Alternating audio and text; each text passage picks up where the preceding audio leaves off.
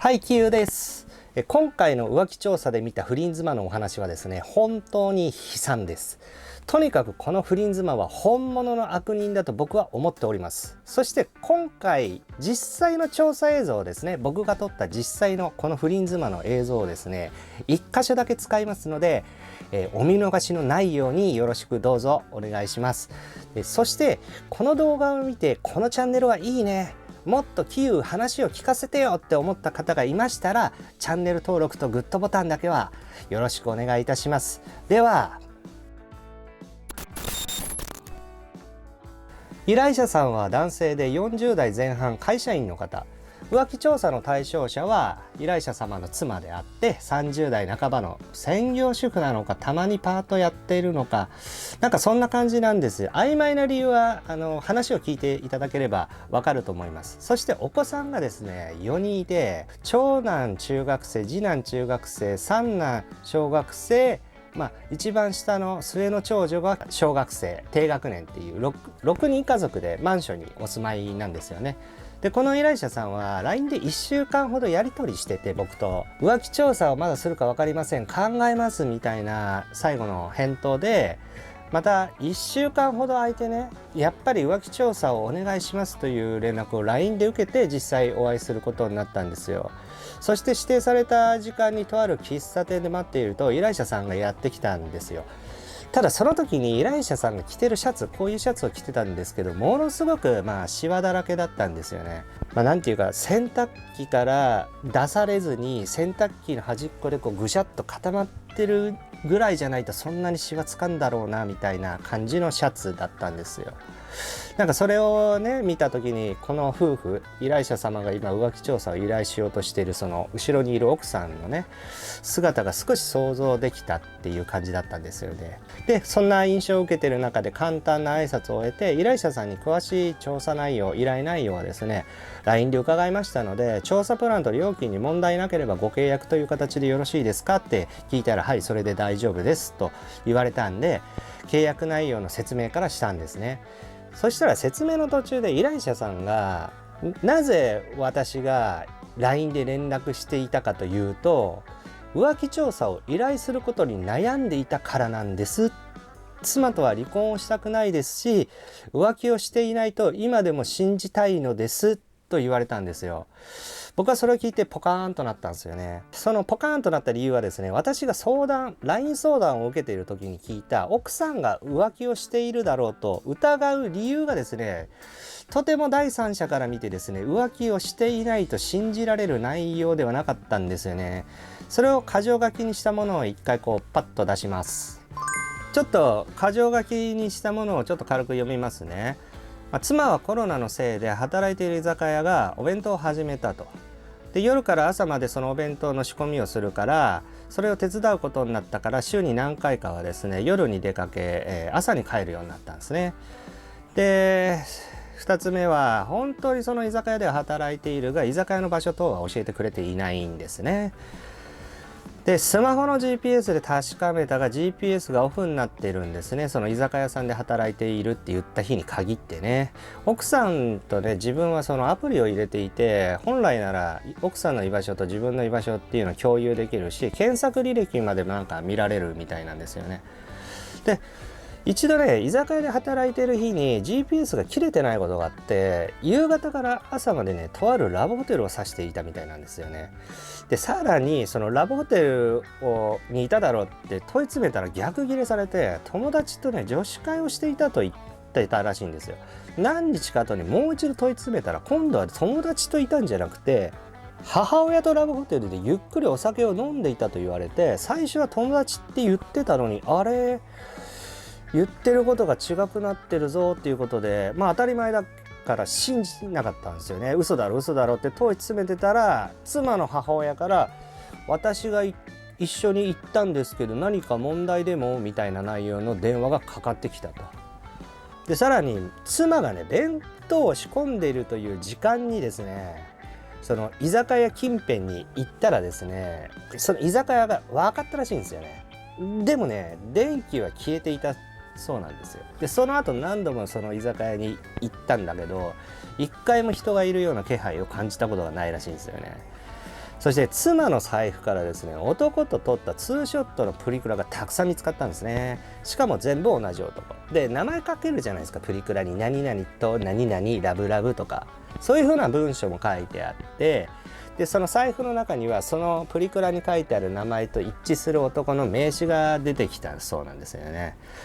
で証拠があるわけではないんですが、妻は過去にも浮気をしていた。で最近事あるごとに離婚請求してくると、約半年の間にこれが繰り返されてるわけで、ここまで来ても奥さんの浮気をですね調べずにいたということは、探偵から言わせてもらうと、現実逃避としか言えませんね。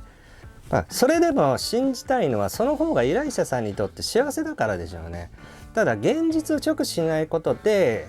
さらなる不幸が迫っていることには、この依頼者さんこの時気づいてなかったんでしょうね。僕も気づいてないですけど。でそしてさらに依頼者さんは、妻は今区役所に頻繁に行っていて、どうやら DV 被害を出してるみたいなんだと言うんですよ。妻のスマホの検索履歴から推測したら、そういうふうに見受けられると言われたんで、僕がね、失礼ですが、依頼者さん実際に DV 行為はしていないのですかって聞いたら、ラブホの GPS を見た時はね、怒鳴り合いの喧嘩になりましたが、手を挙げるようなことは一度もありませんって言ってたんですよね。これが本当かどうかっていうことはさておいてね、僕はそれをとりあえず信じることにしたんですよね。しかし嫌な予感がするのでね、これは急がなきゃって思ってましたね。でそして調査の説明を終わらせて、ご契約の時に奥さん浮気してないといいですねって思わず言ってしまったんですよ。どうしてもしてない方が良さそうだったんで。そしたら依頼者さんは、はいそれを願いますって言ったんですよね。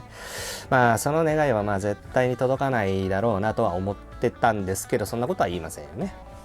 で調査1日目、その日はですね、依頼者さんもお休みで自宅のマンションにいるということなので、奥さんが出たら LINE でね連絡をくれることになってたんですよ。でこの日の調査目的は、浮気相手の男が車で迎えに来ているっていう確率が高いことが分かってたんですよね。なぜかというと、一度 GPS の位置情報で出たラブホテルは車じゃないと行けないような場所にあったからなんですよ。田舎の山奥に何軒かパンパンパンってホテルがあるみたいなところあるじゃないですか。そういう感じの場所だったんで、徒歩では行けないし電車移動もないだろうと。じゃあ車しかないってことだったんです。だから事前調査として、奥さんが自宅マンションを出てどの場所で車で迎えに来た男の車に乗り込むかっていうことを確認するのが、事前調査としてメインだったんですよね。そして調査開始から30分ぐらいで奥さんが出たというね連絡を受けたんですよ。で調査員2人で現れるのを待ってたんですよね。でこっちは車で来てるんだけど、マンションの前に路駐してて、2人とも車降りたんですよね、奥さんを追っかけるために。徒歩でどれぐらい歩くのか分かんないし、電車に乗って1駅2駅ぐらいね、不倫だからねバレないようにずらすってこともよくあることですから、そういうふうに、追っかけたんですよね。追っかけようとしたんですよね。そしたら奥さんがね、マンションを出てきてすぐ、マンションに大きいエントランスにね、こういう四角い柱がこうやって立ってて、ぐーっと分かんないかな、そういうエントランスに大きい柱が2本ボンボンって立ってるマンションだったんですけど、そのマンションの柱の陰に隠れてしまったんですよね、こうやって。で何やってんだろうなと思ったら、そのタイミングでですね、車が1台マンションのエントランスに入ってきて、そしたらね、車にささっとね奥さん乗ったんですよね。マジかよって思いました。だって旦那さんは今このマンションにいるんですよ。子供もね、近所の目もあるでしょうし、だからまさかマンションのエントランスから乗り込むとはね、あんまり考えてなかったんですよね。この依頼者さんはだいぶ舐められてますね。浮気サレさんが舐められてるポイント、浮気相手と接触するポイントが自宅から近い。これ近ければ近いほど、舐められてます。でもこちらとしては好都合だったんですよね。路駐しておいた調査車両にですね、すぐに乗り込んで尾行を開始したわけですよね。そしたらファミレスに寄ったので、そのファミレスの席に着いたところでね、男の顔面を撮影して、依頼者さんが見つけたプリクラの男と一致してますよっていう証拠を取ったんですよね。で1時間ぐらいでファミレスを出て、そのまま尾行していったら GPS で、依頼者さんが GPS で確かめたラブホテルの方向に向かっていったんですよね。そしてそのラブホテルにそのまま入ったと。でそしてその日はそれで出てくるところまで取って終わりで、似たような調査内容をもう一度行い、男の住所も判明させて依頼者さんに口頭でとりあえずこんな感じで、調査うまくいきましたと連絡を入れて、3日後に報告書が完成したので依頼者さんにやってお渡ししたら、依頼者さんがもう3日前に浮気の証拠が取れちゃったと妻に言っちゃいましたって言い出したんですよ。で調査が終わってるので別にこちらは言われて困らないんだけど、これからどういうふうにこの不倫のね話をっていうか、この不倫事件を終わらせるかっていういろんなプランが考えてあったのに、先に依頼者さんが奥さんに言っちゃったことによってもう何にもできなくなっちゃったわけなんですよね。でそれでどんな感じだったんですか奥さんはって聞いたら大喧嘩になったと。GPS で確かめたり探偵使ったりお前は気持ち悪いやつだみたいなことを言われたと。それでこっちもバーッと言い返してたらですね、奥さんはマンションのベラだから飛び降りてやるみたいに騒ぎ出して、実際に飛び降りようとするらしいんですよ。演技だと思うんですけどね。それで演技、間違いなく演技だな。でそれを必死に止めなきゃいけないから、依頼者さんも半分演技って分かってるんだけど止めなきゃいけないから、これを必死に止めるんですよね。そしたらもみくちゃになっちゃって、もう散々バーバー怒鳴り声が上がって近所に通報されて警察が来てで大変だったみたいな話だったんですよ。でもう一度だけ言いますけど、奥さんは調査を開始する前から区役所に DV 被害を認めてもらうために通っていたっていうことなんですよ。これねすっごいまずい対応をしたんですね。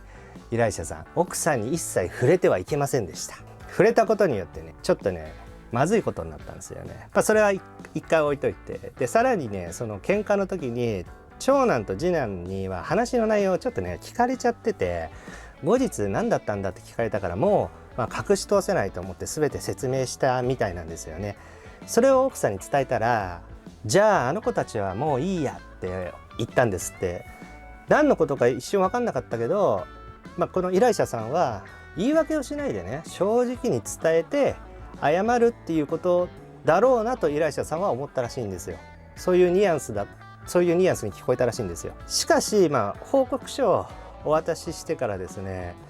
1週間後にですねまた依頼者さんから連絡があって、妻と下の子供2人が消えてしまいました。荷物もランドセルもありません。区役所やら子どもの小学校やらに連絡しても何もお答えできませんと言われて、どうすることもできません。Q さんなんとかなりませんかっていう連絡だったんですよね。詳しく聞いたら、浮気が分かった時の時点の喧嘩、お前はもう探偵使って浮気の証拠取ったんだぞって言った時の喧嘩あるじゃないですか。でベランダから飛び降りる演技をした奥さんを、引きずるようにしてね部屋の中に入れた時に、奥さんはね自ら暴れていろんなところにねぶつけてあざを作ったらしいんですよね。でそして依頼者さんが掴んだ腕あるじゃないですか。飛び降りるなんてやめなさいってこうやって引きずった時に掴んだ手、その腕にはですね無数の引っかき傷みたいなのができちゃってたみたいで、どうやらこれをネタに病院に行って診断書書いてもらって DV 認定をしてもらう決め手にしたそうなんですよね。奥さんはだからその DV 認定されましたから、奥さんは DV 保護施設にですね行ったと。で見事子供を連れ去ることに成功したんですよね。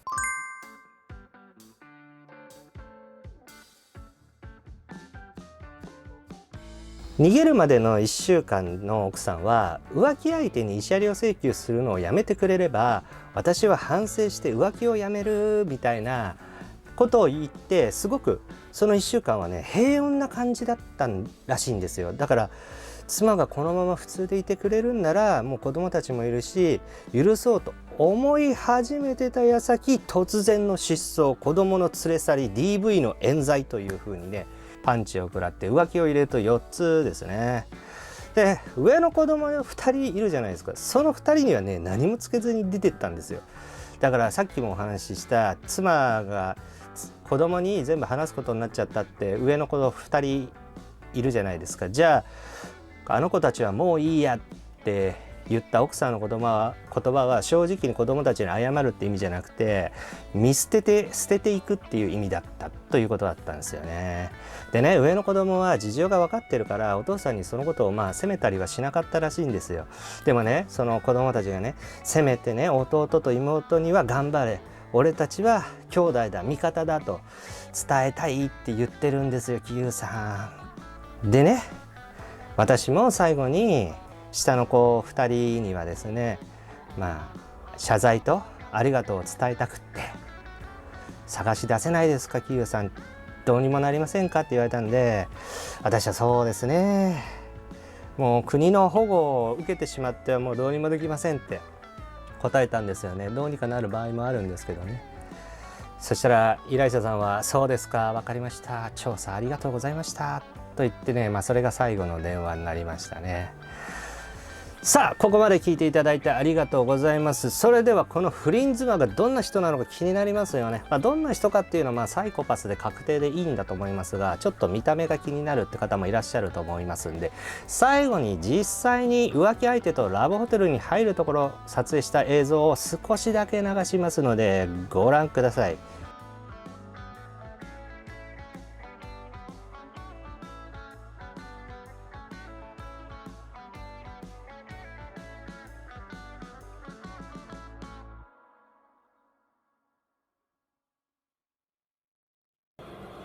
はい。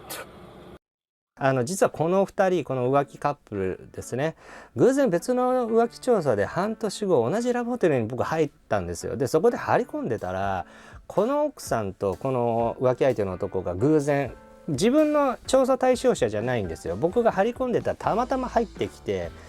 まだまだ関係はね半年後も続いていたということが分かったんですよね。子供がいらっしゃるから家でできないんでしょうね。でもその間この奥さんが連れ去った下の子2人は誰が見てるんでしょうね。でこの男も実家に住んでるから実家を使えないっていうことはなんとなく分かるんですけど、